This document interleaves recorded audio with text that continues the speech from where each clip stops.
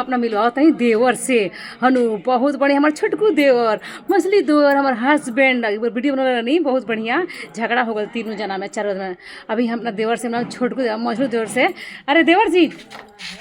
आय बा आनंद बाबू कहाँ बनी? अरे भैया कमाए गए हमें शहर में। हमारा भौजी के मालूम नहीं कि भैया चल गए शहर में। अब भौजी बाड़ी घर में भैया शहर में। भौजी घरे है ना। हाँ 12 भौजी है तो दोनों थोड़ा मैनेज कर पड़ा ना भौजी समझल करा। बताइए इतना हमार आनंद बाबू इतना आनंद में रही ले यहाँ के राघव बाबू एकदम रेघा के बोली ले आनंद बाबू आनंद में हमार कौनो गत के नहीं खे कौनो गत के एक माई के बेटवा 3 जना लेकिन हमार बहु वंश एकदम बहु वंश का वाला भौजी। आप हमारा मर्दू का रोवा ना बोले हम पति के नाम ना ले हजला पुष्पेंद्रा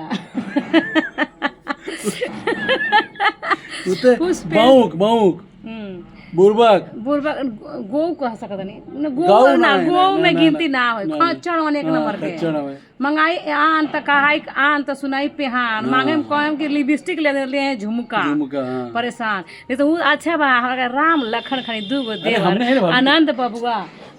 राघव बाबू हमार बहुत बढ़िया बहुत मान ले लोग एकदम बहुत ज्यादा भौजी हुआ ना। हाँ बहुत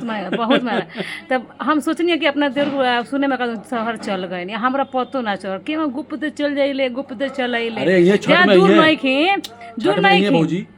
सिवान हम बानी आ गोरखपुर वहाँ के काम धंधा लागल रहेला कभी लखनऊ चलिए सीतापुर में अभी फिर वहाँ का कहीं दूसरा जगह पोस्टिंग होखेला बावे होइयो गइल बा माने अच्छा पोस्ट पर चल गइल बानी लेकिन अब लोकेशनवा नहीं खसा बतौले कहाँ ट्रांसफर दी है सन तो भगवान कहीं नियरे रही तो जल्दी जल्दी मिलल जाई देवर लोग। अच्छा ऐसा कहाँ देवर मिली जी कहाँ बड़ी हम किस्मत वाला बानी कि हमारा इतना अच्छा देवर भेटा बन रही हमारा परिवार पर आशीर्वाद बनौले रही आ गड़बड़ भारती के भी प्यार बनौले रहे लो हनु हमरा यूट्यूब पर जाके तनी